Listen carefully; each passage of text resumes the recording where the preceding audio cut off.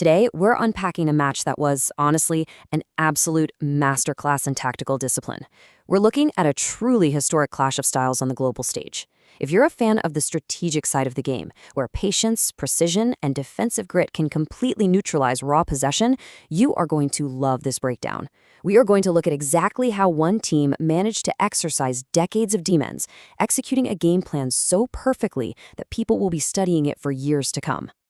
So let's dive right in. 88. Let that sink in for a second. That's not just a number, it is a massive, suffocating historical weight. For exactly 88 years, stretching all the way back to 1938, the Swiss national team had not won a single World Cup knockout stage match. Think about the generations of players, all the incredible talent that's come and gone, all carrying that exact same burden. Every time they reached the knockouts, the ghost of that drought was right there. And this time, at BC Place in Vancouver, the stakes couldn't have been higher. Win or go home. Part 1. Breaking the 1938 Curse. Act 1. The lightning break.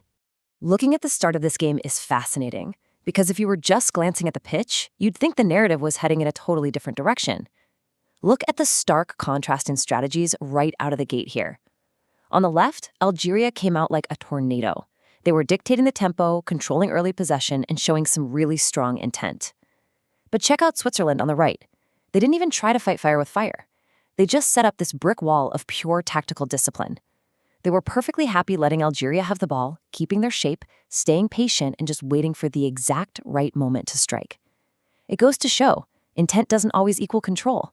And man, did that patience pay off in the 10th minute. This counterattack was devastating, and it happened in an absolute flash. It really breaks down into 4 perfect steps. First, the Swiss triggered the trap with a deep interception of an Algerian buildup right inside their own half. Step 2, the breakout. 20-year-old sensation Johan Manzambi turns on this frightening pace, bursting down the flank and completely leaving his markers in the dust. Step 3 is all about precision. A perfectly weighted square pass right into the penalty area.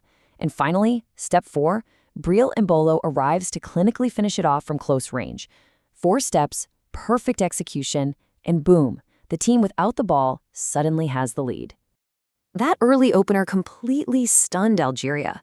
They tried to rally immediately, trying to force their way back into the match, but they hit a wall. A super compact, highly disciplined 5-man Swiss midfield. Switzerland just squeezed the space, totally suffocating the Algerian playmakers. They struggled so much to break it down that their clearest chance of the entire first half didn't even come until stoppage time, when Ibrahim Massa managed a dangerous snapshot but dragged it just wide of the near post. A huge warning sign right before the whistle blew for halftime. Act 2, the sucker punch. You know, halftime in a tight knockout game is everything. It's when managers make those crucial tactical tweaks and lay out structural adjustments to change the momentum. For Algeria, the plan was clearly to come out, assert dominance, and grab that equalizer. But football can be brutal. Over on the left, you have whatever meticulous structural adjustments Algeria planned in the locker room. And on the right, the immediate reality. In the 46th minute, literally seconds after the restart, a weak defensive clearance from Algeria's Rafik Belghali changes everything. Any tactical master plan they had was instantly shattered by one critical error right on the edge of their own box. And the consequence of that error was fatal. The ball falls right into the path of Nottingham Forest winger Dan Ndoye, and he is completely unfazed by the pressure. He steps up and strikes this low, powerful shot right across the turf. Goalkeeper Luca Zidane goes at full stretch, but the ball just flies right past him. Just like that, Switzerland doubles their advantage.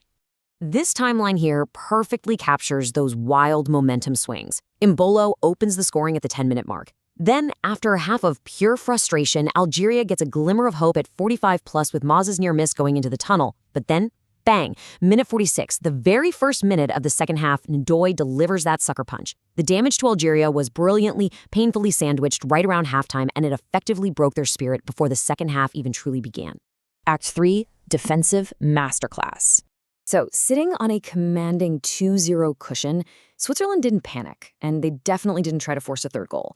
Instead, they essentially planted a flag in the pitch and dared Algeria to try and break them down. This is where Granit's veteran leadership really shines. He spearheaded this relentless, perfectly organized defensive block. Switzerland just seamlessly reverted to ceding possession. Think about how difficult that is mentally, to actively choose to let the opposition have the ball. But it proves that sometimes giving up possession is the ultimate way to control a football game. They stayed compact, shifted as a unit, and neutralized practically every threat Algeria threw at them. Of course, even a masterclass has its moments of high drama, right? And this quote highlights the absolute emotional peak of the match. Algeria's talisman, Captain Riyad Mahrez, finally finds a rare pocket of space in a dangerous central position. He unleashes a goal-bound strike that looked absolutely destined for the back of the net, but Manuel Akanji is there to expertly block it. What's so poetic here is the familiarity. Akanji denying his former Manchester City teammate. That familiarity bred a crucial defensive stop when it mattered the most. Now, to be fair, Switzerland wasn't entirely flawless at the end.